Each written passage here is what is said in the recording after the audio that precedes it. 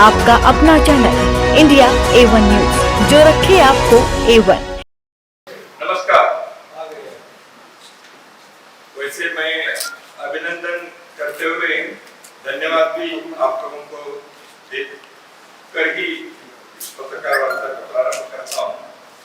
पिछले कई दिनों से आप पूर्ण सहयोग से हमारे इस कार्यकारी मंडल के बैठक के बारे में उत्सुकता से जन जन तक विचार पहुंचाने का कार्य आप कर रहे हैं और मीडिया के सभी बंधुओं को सर्वप्रथम मैं धन्यवाद भी देता हूं। और प्रयाग में संघ के अखिल भारतीय कार्यकारी मंडल की बैठक यह सफल होने में यहाँ के कार्यकर्ताओं ने समाज के सहयोग से अपार परिश्रम किया है। पूरे देश से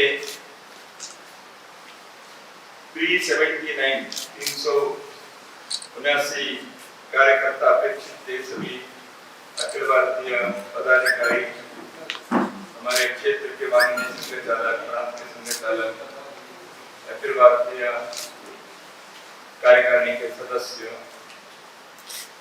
इन सब के मिलाकर उसमें 372 उपस्थित रहे। तो ऐसे एक दृष्टि से, उपस्थिति की दृष्टि से बहुत ही सफल बैठक है।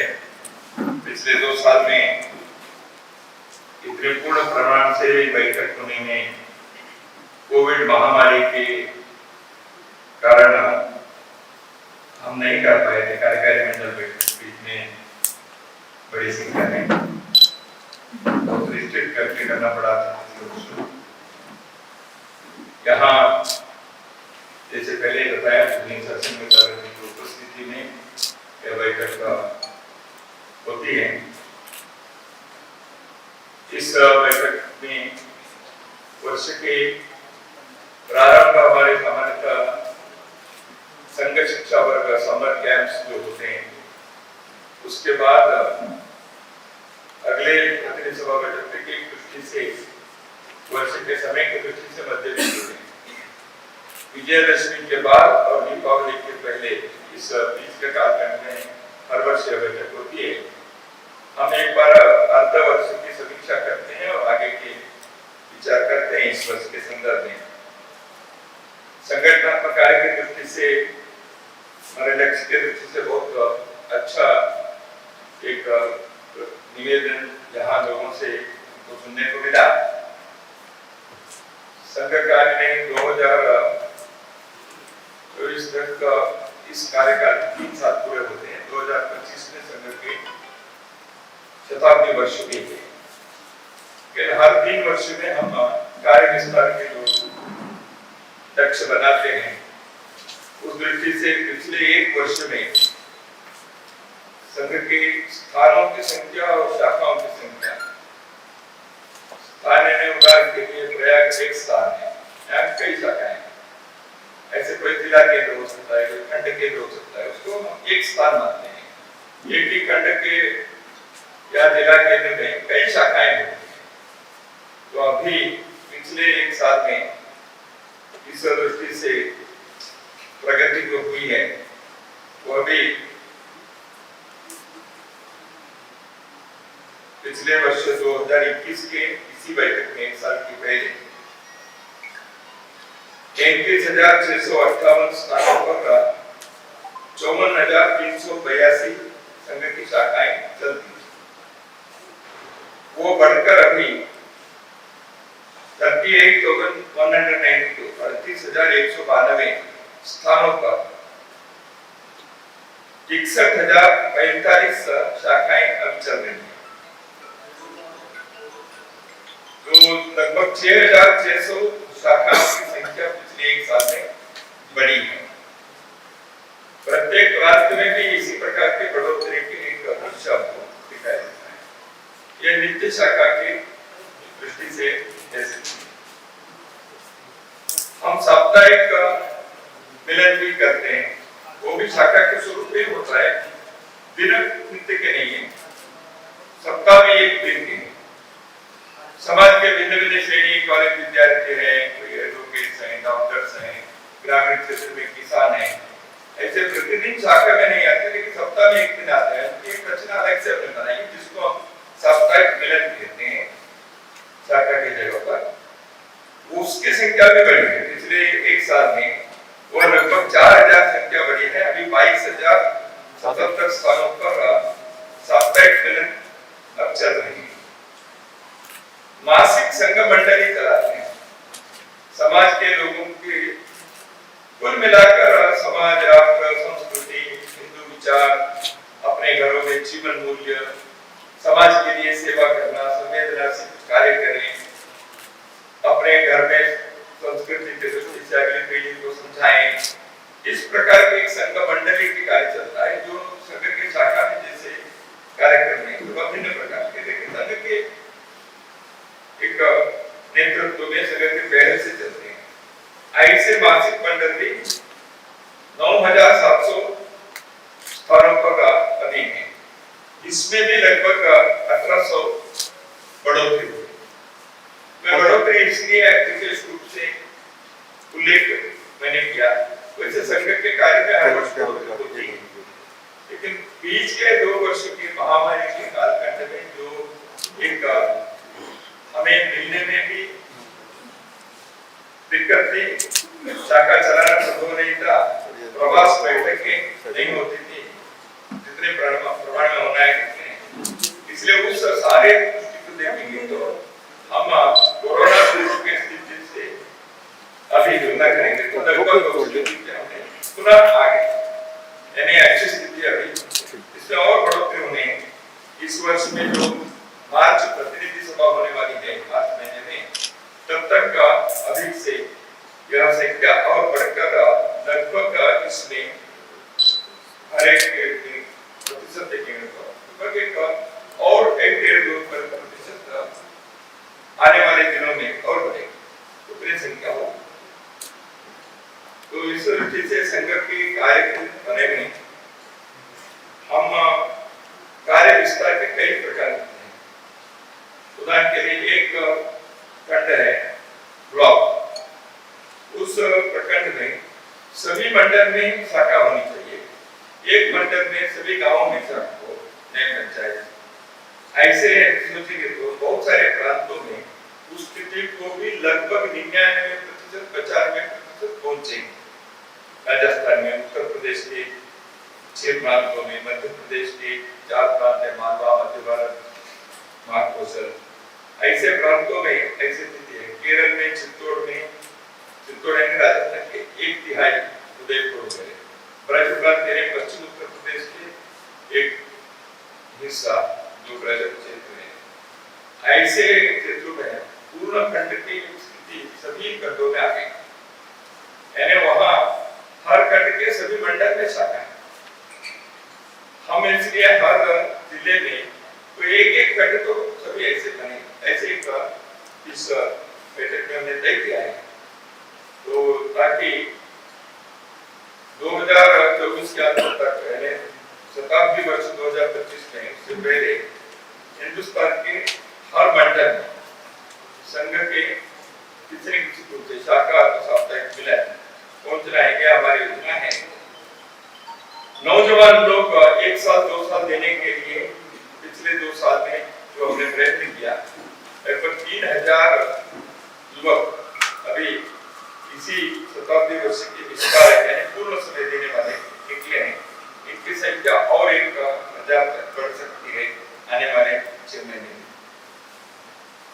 पूजनीय सरसंघचार्य जी देश के प्रमुख व्यक्ति, हिंदू समाज की दृष्टि से सभी लोग मानते हैं। पूजनीय सरसंघचार्य के प्रवास वर्ष भर निरंतर चलता है। संघ के कार्यक्रमों को मार्गदर्शन देने के लिए तो संघ की बैठक होती है, समाज के लोगों से भी मिलना होता है, समाज के लोग भी कई बार निमंत्रण देते हैं।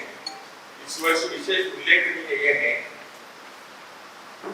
पूर्वोत्तर राज्यों में मेघालय, त्रिपुरा उल्लेख के लिए मैं उदाहरण के लिए कह रहा हूं, वहां के जनजाति लोग, हम हिंदू हैं, हमारे कार्यक्रम में आना चाहिए। ऐसे उन्होंने भी आशा व्यक्त की, अपनी योजना बनी।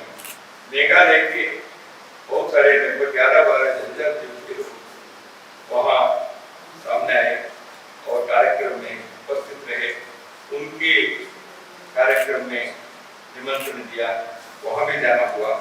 उसी प्रकार त्रिपुरा में भी वहाँ के जनजाति नेतृत्व सरसंघचार्य जी से मिलना है। त्रिपुरा के बहुत सारे लोग जनजाति अब हिंदू है, ऐसे उन्होंने पूर्ण रूप से इस विषय को स्वागत किया। ऐसे एक विशेष उल्लेखनीय बात सरसंघचार्य जी के देश भर के प्रवास को कई जगह होते हैं, मैंने उत्तर पूर्व राज्य का उल्लेख किया। संघ के प्रशिक्षण के जो वर्ग है वो हर वर्ष सामान्यतः जून जुलाई में ग्रीष्म काल में होते हैं। पिछले वर्ष हम प्रति वर्ष वो किए थे, उसमें 2 वर्ष नहीं कर पाए थे महामारी के कारण। इस वर्ष नवंबर में दूसरा प्रति वर्ष होगा, उसमें लगभग 800 संख्या उसमें मिलेगी। वो भी 25 दिन के उस शिविर में प्रशिक्षण वर्ग, उसमें देश भर से कार्य करता है। प्राथमिक वर्ग सामान्य वर्ष में अन्य राज्यों में वहाँ के छुट्टी स्कूल के वगैरह वहाँ के प्रतिनिधि वगैरह करते हैं। कुछ राज्यों में अभी नवंबर के दसरा दिवाली की छुट्टी रहती है 8-10 दिन, या दिसंबर में विंटर की छुट्टी कुछ राज्यों में होती है। गत वर्ष 1 लाख से अधिक कार्यकर्ता 7 दिन के प्रशिक्षण वर्ग में उन्होंने प्रशिक्षण प्राप्त किया। इस वर्ष भी यह संख्या उससे अधिक होगी। ज्वाइन आरएसएस करके जो हमारे वेबसाइट पर हमें 2 प्रकार है। एक संघ के स्वयं सेवक अपने कार्य क्षेत्र में स्वयं जाकर हम लोगों से संपर्क करके संघ में उनको जोड़ने का प्रयत्न करना, क्या दशकों से हम करते आए। लेकिन हमने 2010-11 में संघ के वेबसाइट पर ज्वाइन आरएसएस लोग अपनी इच्छा से जो जुड़ना चाहते हैं उनके लिए मौका दिया। वह संख्या अभी इस वर्ष 1,20,000 स्वयं होकर ज्वाइन आरएसएस करके वो स्वयं मिलना चाहते हैं, संघ से जुड़ना चाहते हैं।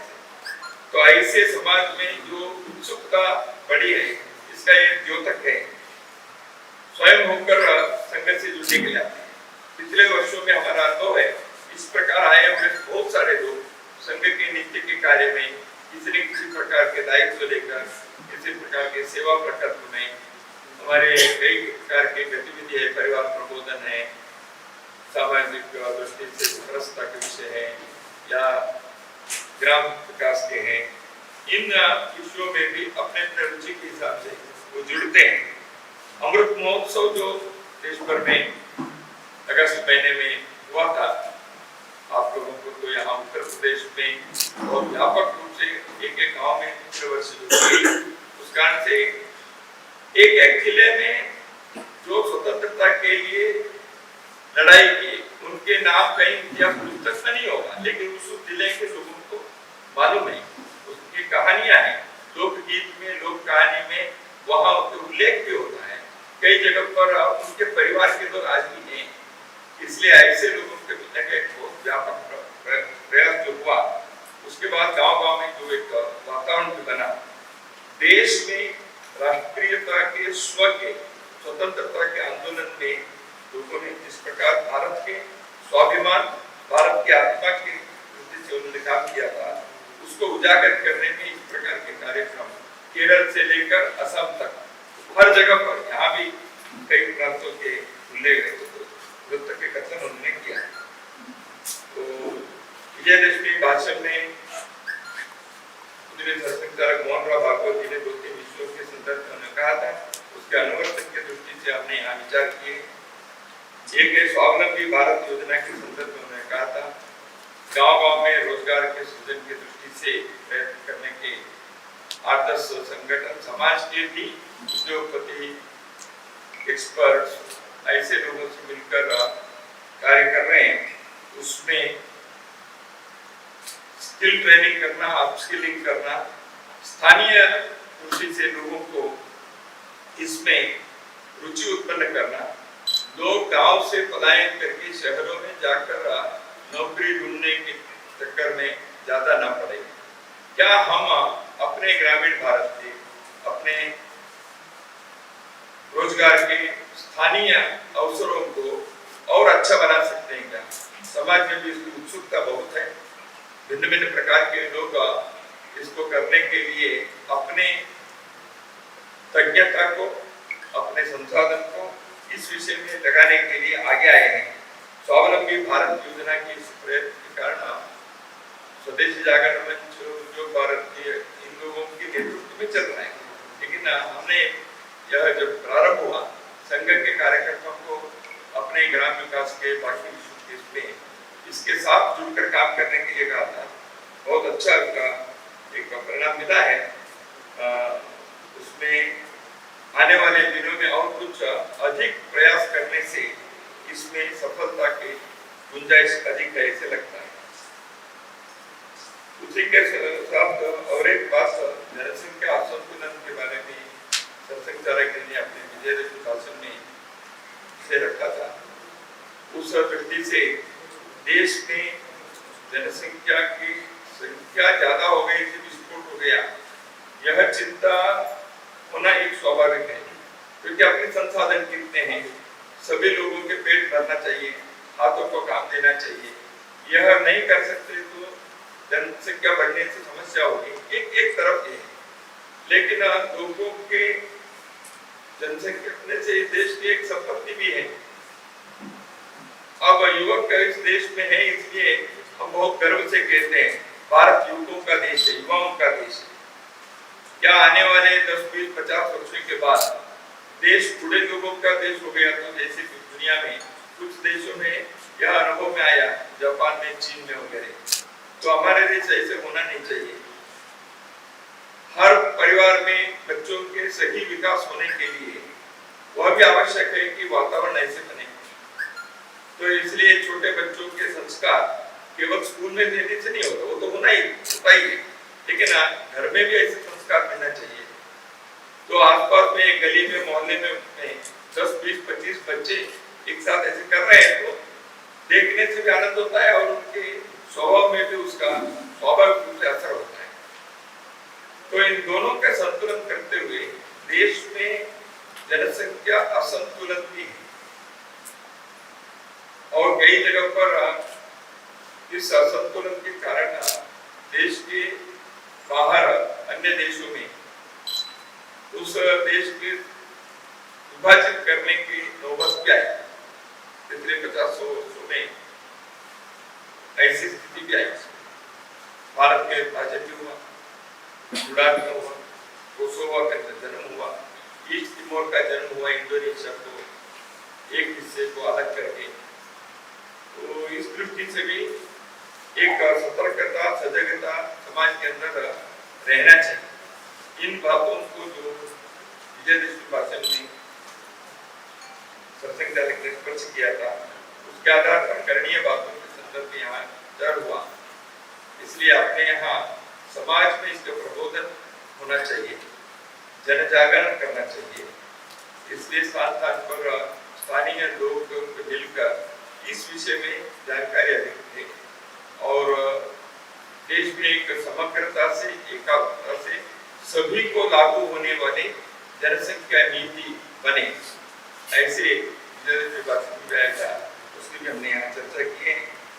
और मुख्य रूप से आने वाले दिनों में कार्य विस्तार की बात की है और इन विषयों को लेकर समाज में चल रहे सेवा कार्य, बाकी परिवार प्रबोधन, अपने ग्राम विकास के कार्य व्यवधान के लिए हम प्रत्येक जिले में कम से कम एक गांव चयन करो और उस ग्राम के सामाजिक दृष्टि से, आर्थिक दृष्टि से कैसे उस गांव का विकास हो सकता है। तो ऐसे कुछ बातें यहाँ हमने पुनः संकल्प लिए हैं, इसके स्थिति में आगे बढ़ के रहे। तो मैं एक बार आप सभी को पुनः धन्यवाद देने के लिए और इन विषयों पर आपके समूह का करने के लिए आया था। नमस्कार, आपको सर एक आपने कहा जनसंख्या असंतुलन के दृष्टि से जैसे एक परिवार में कितने रहने चाहिए, 2.1 से अधिक रहने चाहिए परिवार में संख्या, अब वो 1.9 से कम हो गया है। ये पिछले 10-20 वर्षों में ऐसे हुआ है। एक बार 3 दिन अब कुछ समय पहले जनसंख्या के नियंत्रण करने के लिए प्रयत्न करके सरकार से जनसंख्या नियंत्रण के प्रयत्न 40-50 साल पहले एक दौरान हुआ था। तो इस के होने से मैंने जैसे कहा, आने वाले वर्षों में बच्चों के युवकों की संख्या कम होकर बुढ़ों की संख्या के अनुपात ज्यादा होने की संभावना आने वाले 30 वर्षों में 40%। एक असंतुलन। दूसरा है, हमारे देश में कन्वर्शन होने से, मकानकरण होने से कई जगह पर संख्या हिंदुओं की कम, उसके परिणाम भी भुगतना पड़ा। तो पहले भी हुआ है और जगह जगह पर उसकी समस्या भी आई है। इसलिए ये जो किसी न किसी प्रकार से मतांतरण करने की कई साजिश है, यह भी एक जनसंख्या को दूसरा उस पर बांग्लादेश के बांग्लादेश से उत्तर बिहार के राज्यों में आप पूर्णिया कटिहार में देखेंगे या नॉर्थ ईस्ट में देखेंगे, यही इसी के लिए आंदोलन भी हुआ था। अब थोड़ा सा उसको रोकने का प्रयास वहां तो हुआ, लेकिन अन्य राज्यों में भी वो धीरे धीरे बढ़ने के सभी प्रकार के अनुभव आए। तो इन कारणों से वहां के सामाजिक आर्थिक दृष्टि से तनाव पैदा होते हैं। तो ये तीनों कारण जनसंख्या के असंतुलन के जवाब दिए। ये पीछे हो गई।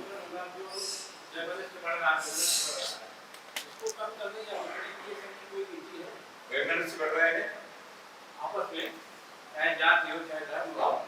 संघ तो इसलिए सभी को लेकर चलना चाहिए, ये संघ का आग्रह पहले से ही है। हम तो इसलिए हिंदू सोदरा सर्वे का है, किसी भी प्रकार के भेदभाव समाज में उत्पन्न नहीं करना है और ऐसे भेदभाव उत्पन्न करने के जो प्रयास होते हैं उसको समाज इस विषय को जागरूक रहकर उसका खंडन करना चाहिए, उसके शिकार नहीं बनना चाहिए। इसलिए हम सामाजिक सद्भाव बैठकें करते हैं संघ से, सभी जाति बिरादरी के लोगों को इकट्ठा करना, जिले के ब्लॉक के लेवल पर साधु संतों के कभी कर रहे थे, साधु संतों भी अलग अलग जाति बिरादरी के उनके अनुयायी हैं। ऐसे सामाजिक सद्भाव बैठकें करते हुए ये जो आपने कहा वैमनस्य, आपस में द्वेष, दूरी, ये ना हो, उल्टा हम सहयोग कैसे कर सकते हैं। उदाहरण के लिए व्यसन मुक्ति करने हैं, ये केवल कानून करने से नहीं होगा। हमारे मंदिरों की स्वच्छता होनी है या जनसंख्या के संदर्भ में जनजागरण होने हैं, राष्ट्रीय स्वाभिमान बढ़ने हैं। तो इसलिए अभी कोविड के समय सभी अपने देश के लोग एक दूसरे के सहयोग करने के कारण बहुत बड़ी इस महामारी को समाज ने अच्छे ढंग से सामना किया। सरकार ने तो अपने काम किया। केवल संकट के समय में आपस में कुछ सहयोग 4 दिन के लिए, 1 महीने के लिए देने से नहीं होगा। इसको साल भर करना है तो सामाजिक सद्भाव के एक निरंतर प्रयत्न इसलिए संघ करना है। तो एक सवाल है कि इस बार की बैठक प्रयागराज में क्यों कराई आपने? 2 साल पहले भी हुई थी पूर्वोत्तर हिमाचल की, इस बार भी प्रयागराज में, तो क्या मतलब मेन फोकस क्या है इसका? मतलब प्रयागराज ही क्यों? क्या जो आपकी बैठक का आयोजित बैठक हुई है, नहीं, हम अलग अलग जगह पर करते हैं जहाँ के कार्यकर्ताओं ने आने के लिए। पिछले वर्ष कर्नाटक में, धारवाड़ में हुआ था। देश के संगठन है, सब जगह करते हैं। जो कोई भी चेक करने नहीं, यहाँ के 2-3 जगह पर सब एक प्रश्न ऐसे मानिए अल्पसंख्यकों से बातचीत वार्तालाप की कोई बातें हुई है क्या अल्पसंख्यक समुदाय से? हम अल्पसंख्यक कैसे किसी को अल्पसंख्यक की कल्पना ही अपने देश में वो ठीक नहीं, ऐसे का पहले सब देश के नागरिक हैं, ठीक है, अलग अलग पूजा पालन करते हैं, कर सकते हैं, देश की विविधता है, हम सभी के संपर्क रखते हैं। आप जिनको ये अल्पसी कहते हैं वो वार्ता भी पिछले 40 साल से भी वो भी चल रहा है। पूजनीय गुरु जी, पूजनीय बाला साहब देवरम जी के कालखंड में भी ऐसे वार्ता हुआ है। ईसाइयों ने मीटिंग में भी अपने संघ के अधिकारियों को बुलाकर अपने विचार रखने के लिए उन्होंने स्वयं निमंत्रण भी दिया है। अपने लोग कहे भी हैं। इसका मतलब ऐसे लोगों को जोड़ने के लिए समाज का संवाद, बातचीत करने के लिए क्या कोई अभियान चलाया जाएगा? अभियान नहीं, समाज का संवाद रखना। जैसे जैसे सब कोई इच्छा व्यक्त करते हैं, संवाद रखते हैं, एक समाज में रहते हैं सभी नागरिक हैं, संवाद रखना भारतीय संस्कृति की एक अच्छी पद्धति है। सबसे सिर्फ संवाद तक ही नहीं, अपने जोड़ने आगे देखेंगे संवाद में क्या निकलता है। निवेदन ये है कि भी आपने माननीय में ये अपने संभाषण में ये कहा कि अधिवक्ताओं और डॉक्टरों का भी सहयोग लिया जा रहा है और इस पर अधिवक्ताओं के लिए न्यायपालिका की जो निरंतर गिरावट हो रही है, लगातार उसमें जो कमियां आती चली जा रही हैं, इस पर क्या व्यू है? समाज के लोगों को सोचना चाहिए। इसलिए अधिवक्ता स्वयं न्यायाधीश लोगों ने भी इस विषय में आपने चिंता व्यक्त की है। अभी आज माननीय किरण रिजिजू एक बार आपने कहा महिला सहभाग को बढ़ाने के लिए भी चर्चा हुई। महिला सहभाग ये पूछना चाह रहा हूँ कि मतांतरण रोकने के लिए विधि पारिषद सालों से काम कर रहा है और फिर भी हो रहा है, तो इसके पीछे क्या संघ और विधि फेल हो रहे हैं या संस्था ये व्यवस्था ये नहीं कर रही? राष्ट्रीय स्वयंसेवक संघ मतांतरण रोकने के लिए क्या नहीं करता। कई समाज में आर्य समाज, धर्म जागरण विभाग, तरह तरह के लोग करते हैं, उनके साथ सहयोग करने के लिए अपने कार्यकर्ताओं का एक। दूसरा, मतांतरण फिर भी हो रहा है, कानून है, कई जगह पर है, कानून लागू होने चाहिए। पहले भी कानून हिमाचल प्रदेश में, अरुणाचल प्रदेश में, तमिलनाडु में लाया था, उस प्रकार के कानून को वहां लागू करने की कई प्रकार की समस्या होगी, लेकिन वो कानून होना एक। दूसरा, मतांतरण होने के एक तो भाई घर वापसी भी कर रहे हैं, उसमें भी अच्छे प्रमाण में उसका भी अच्छा अनुभव है। तो इसलिए मतांतरण होने के कारण विदेशी सब प्रकार के संसाधन और बाकी चीजें भरपूर आती है और कुचलाकर, धोखा देकर मतांतरण करने का प्रयत्न भी होता है, जो हमारे कुछ समुदाय के अनपढ़ ऐसे जो भोले लोग हैं उनके साथ करने का एक छल भी होता है। इसलिए ये जगह जगह पर होता रहता है। हम जहां जहां अपने ताकत से हम कर रहे हैं हिंदू समाज के अन्य संगठन मिलकर, उसमें अच्छा परिणाम भी निकला है। कई जगह से हिंदू समाज के अंदर वापस आने वालों की संख्या भी बढ़ती गई। न्यायपालिका के सुदृढ़ीकरण के बारे में क्या नहीं, न्यायपालिका सुदृढ़ीकरण न्यायपालिका में रहने वाले लोगों को करना है। कैसे कोई सरकार का इसमें देखा जाए, सरकार का योगदान चल रहा है, सरकार का योगदान इसमें होता चला जा रहा है। न्यायपालिका के करने का काम न्यायपालिका में रहने वाले लोग, उसके अनुभवी लोग समाज की एक मुहिम चलाए। सर एक सभी दो प्रश्न बस ये पूरा प्रश्न नहीं, आपने एक प्रश्न पूछा है, जिन्होंने नहीं पूछा उनको भी देना चाहिए। अगर आप पूछिए। मतांतरण हो रहा है, लेकिन बहुत सारे लाभ जो जाति के साथ है या पैतृक लाभ है, उस पर रोक लगाने की लोग मांग रहे हैं। तो क्या संघ इस पे सोचता है कि जैसे 1857 के पहले अगर आपने कोई धर्म बदला तो आपको पैतृक संपत्ति से बाधित कर दिया जाता था। किस तरीके कोई कानून लाने की सिफारिश करेगा या सोच रहा है? नहीं, तो सब व्यापक रूप से चर्चा होनी चाहिए। अभी इस बैठक में हमने चर्चा नहीं की है, उसके लिए अलग से कुछ लीगल एक्सपर्ट वगैरह। देखिए, मतांतरण होने के दृष्टि से जो कानून है, सभी कानून को बेहतर करने के लिए विचार करना चाहिए व्यापक रूप से। उसमें आपने जो कहा उसको भी ध्यान में लेकर करना चाहिए, वो भी है। और मतांतरण होने के बाद अभी और एक प्रश्न भी आया है, अनुसूचित जाति के लोग कन्वर्ट होने के बाद उनको पहले के जो आरक्षण के लाभ मिलना चाहिए, ऐसे एक विचार कुछ लोगों ने चला है।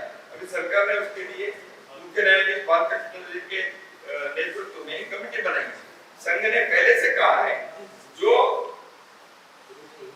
मतांतरित होते हैं उनको इस प्रकार के आरक्षण के जो भी सुविधा है वो नहीं मिलना चाहिए, ये पहले से हमने कहा है। अब सुप्रीम कोर्ट ने विषय के कारण विचार हुआ, रघुनाथ मिश्र जी के आयोग की संस्तुति थी, उस पर चर्चा करने के लिए बालकृष्ण जी के अध्यक्षता में समिति बनाई है। उस समिति की क्या रिपोर्ट आता है, हमारा विचार तो पक्का है। सर महिला सहभाग और 2024-25 को लेकर किस तरह की चर्चा हुई है, क्या रणनीति हुई है? 2024 और 25 को शताब्दी वर्ष है, 24 में 24 मेरा कार्यकाल समाप्त हो रहा है। चुनाव भी होना, तो महिला सहभाग को भी लेकर चर्चा हुई है, कुछ क्या? महिला सहभागिता से हिंदू समाज में अपने भारत के किसी भी कुल मिलाकर महिलाओं की सहभागिता समाज जीवन में पिछले कई वर्षों में अधिक होते गए। अच्छी बात है, स्वागत किया। और महिलाओं की शिक्षा बढ़ रही है, महिलाएं समाज जीवन के हर क्षेत्र में जा रही है, सामाजिक कार्य में भी उनके निर्णय प्रक्रिया में, चिंतन प्रक्रिया में उनकी सहभागिता बढ़नी चाहिए। और घरों में भी हमने अभी देखा बहुत सारे अपने जीवन मूल्यों के, संस्कृति की रक्षा करते हैं, सामाजिक समरसता लानी है। महिलाओं के योग्य भूमिका और समर्थन मिले बिना ये संभव नहीं है किसी भी समाज परिवर्तन, इसलिए उनकी सहभागिता बढ़ानी चाहिए। यह संघ के आग्रह पूर्वक है। समाज जीवन में हर क्षेत्र में जाए, अपने भी सेवा कार्य में, हमारे ग्राम विकास में, कुटुंब प्रबोधन में, इन सब में महिलाओं की सहभागिता बढ़ रही है। हाँ, कार्य विस्तार के लिए पिछले 1-1.5 साल से और भी बढ़ी। धन्यवाद। एक बार पुनः आप सब लोगों को धन्यवाद।